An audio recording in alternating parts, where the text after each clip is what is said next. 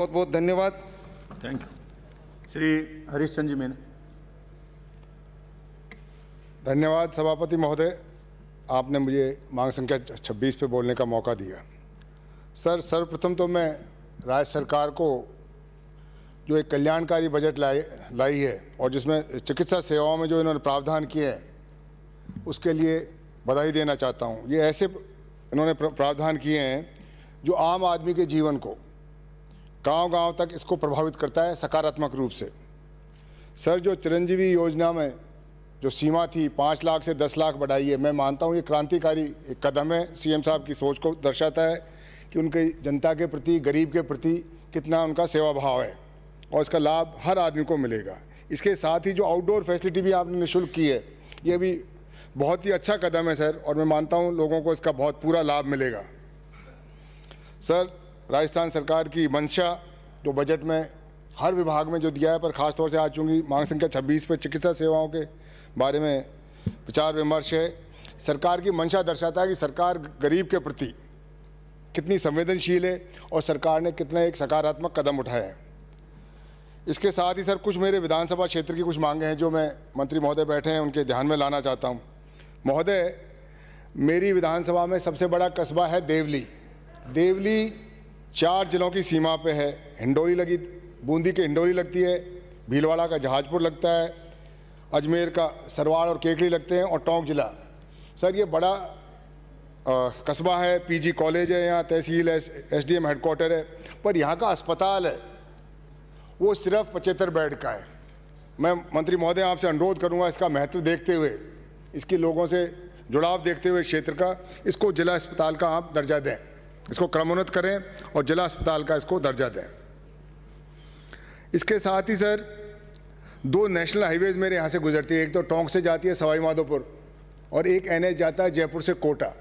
कोटा वाले एनएच पे तो सर एक बहुत बड़ा कस्बा है दूनी, वो पड़ता है, और टोंक से जब जाते हैं सवाई माधोपुर वहाँ उनियारा पड़ता है। सर, दोनों अस्पताल में, दोनों नेशनल हाईवेज पर चूँकि तेज़ गति से गाड़ियाँ चलती है, अनेक एक्सीडेंट्स होते हैं और दोनों अस्पताल में, दूनी के अस्पताल में भी ट्रॉमा फैसिलिटी नहीं है और इसमें उनियारा में भी नहीं है। तो मंत्री महोदय, मैं आपसे अनुरोध करूंगा, इन रोड्स का महत्व को देखते हुए आप दोनों में, उनियारा अस्पताल में और दूनी अस्पताल में ट्रॉमा सेंटर खोलने की व्यवस्था करें। सर, इसके साथ ही इस बजट में मेरे विधानसभा को ना तो एक सीएचसी दी गई है, ना एक पीएचसी दी गई है। तो मंत्री महोदय, मेरे आपसे अनुरोध है कि जब आप जवाब दें, 2 मेरे इम्पोर्टेंट कस्बे हैं जिनमें पीएचसी नहीं है। उनियारा पंचायत समिति में एक तो कस्बा है पलाई, ये पंचायत मुख्यालय भी है, बड़ा कस्बा है, व्यापारिक केंद्र है, इसमें पीएचसी नहीं है। इसमें आप पीएचसी स्वीकृत करने की कृपा करें। और इसी तरह उनियारा पंचायत समिति में एक बड़ा कस्बा है देवली, वो देवली नहीं जो सब डिवीजन मुख्यालय है, एक देवली एक कस्बा है सर उनियारा पंचायत समिति में, वहाँ भी आप एक पीएचसी देने की कृपा करें, आपकी बड़ी मेहरबानी होगी।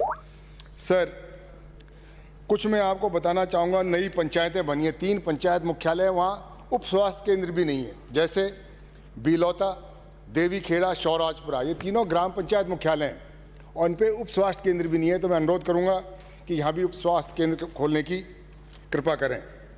सर, वैसे ही कुछ बहुत बड़े बड़े गाँव हैं जिनमें एक भी कोई मेडिकल फैसिलिटी नहीं है, ना पीएचसी है ना यूपीएचसी है। इसी जिनमें खासतौर से बिलासपुर पंचायत के गांव देवपुरा में, फूलेता पंचायत के गांव बालापुरा में, उखलाना पंचायत के गांव आसल गांव में, बनेठा पंचायत के मीनों की झोपड़ी में, हैदरीपुरा पंचायत के लसड़िया गांव में, संथली के गांधी ग्राम में। ये गांधी ग्राम साहब ग्रामदानी गांव है, पूरी बैरवा बस्ती है, दलितों की बस्ती है, 100% ये सरकार ने बसाया गया है। मैं आपसे अनुरोध करूंगा सर, संवेदनशीलता दिखाते हुए इस गांव में एक उप स्वास्थ्य केंद्र खोलने की कृपा करें।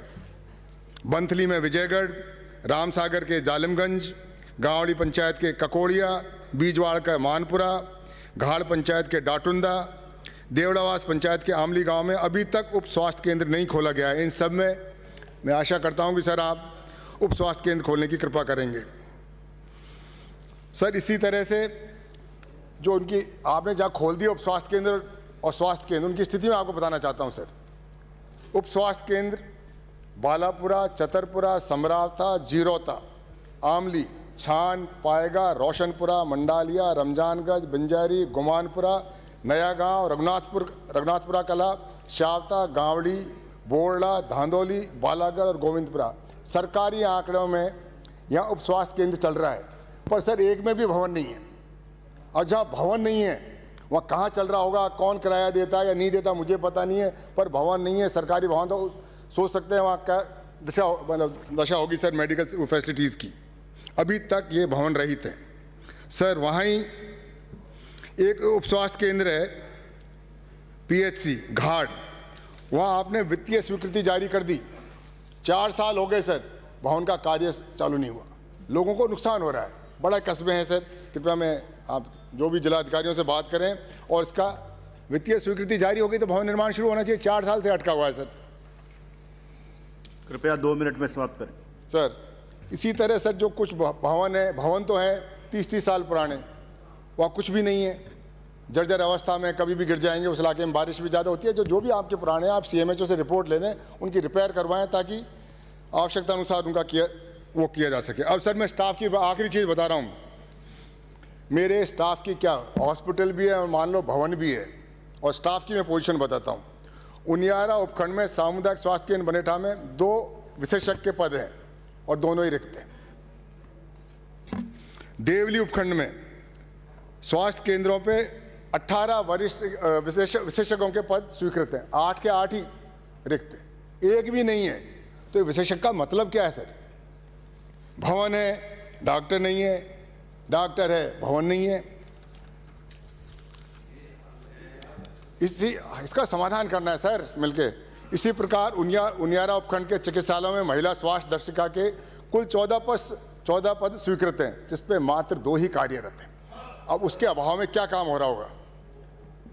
उनियारा उपखंड में ये आपके टाइम भी ऐसी थी, ओहो करने की आवश्यकता नहीं है। तो राजस्थान की जनता की आवाज़ है, इसमें पार्टी की नज़र से नहीं देखे सर।